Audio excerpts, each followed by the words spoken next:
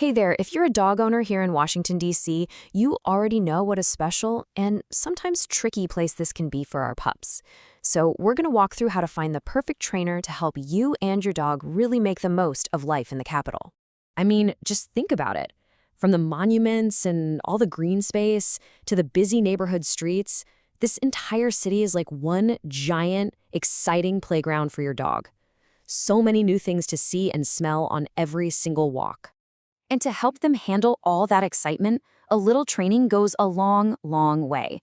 It's not really about strict obedience. It's about giving them the confidence and the skills to feel safe and happy in our sometimes chaotic city. Okay, so where do you even start? Well, the first thing is to know what to look for in a trainer, especially one who really understands what makes DC life unique for a dog. You're going to hear this term a lot, and for good reason. Positive reinforcement is really the gold standard in modern dog training. It's all about rewarding your dog for doing the right thing. This makes learning fun for them and builds a really great relationship between you two. And you can really see the difference here. When you use rewards, you get a confident dog who can tune out all the city noise. But methods that rely on punishment or fear, well, they can make a dog more anxious, and an anxious dog on a crowded sidewalk is just not a good mix for anyone. So, how do you know if a trainer is legit? These certifications are a really good sign. Things like CPD-TKA or KPA-CTP mean the person has passed some serious tests and promises to keep up with the latest, most humane training methods. And if you're dealing with bigger behavior stuff, you might look for something like an IABC certification. You'll also want to think about the setting. In-home sessions are amazing for those problems that, happen at home, like your dog going nuts every time the elevator dings. But group classes are fantastic for practicing around other dogs and people, kind of like a dress rehearsal for a busy Saturday at the wharf.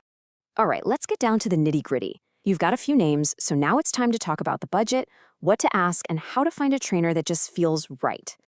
Just to give you a ballpark figure, this is about what you can expect to pay for a single private lesson here in DC.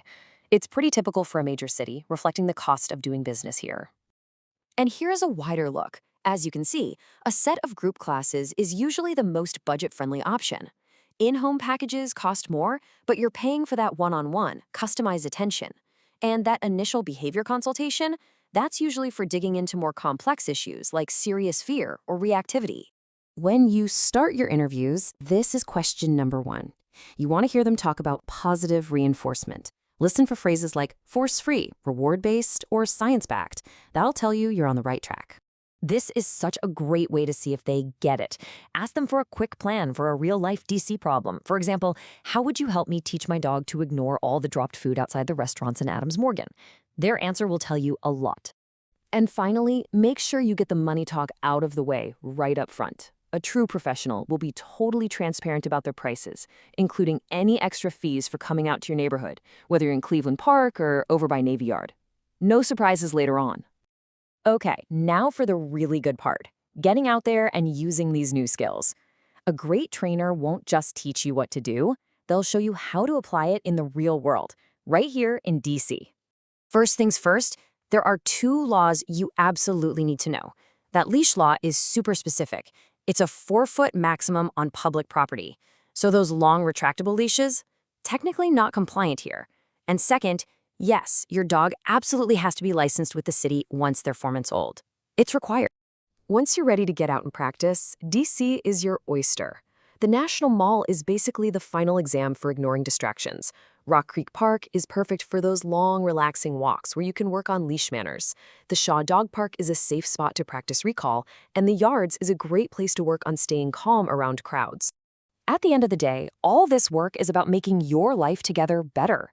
It's what transforms a stressful walk on Capitol Hill into a pleasant stroll. It's what makes sitting on a patio in Georgetown actually relaxing.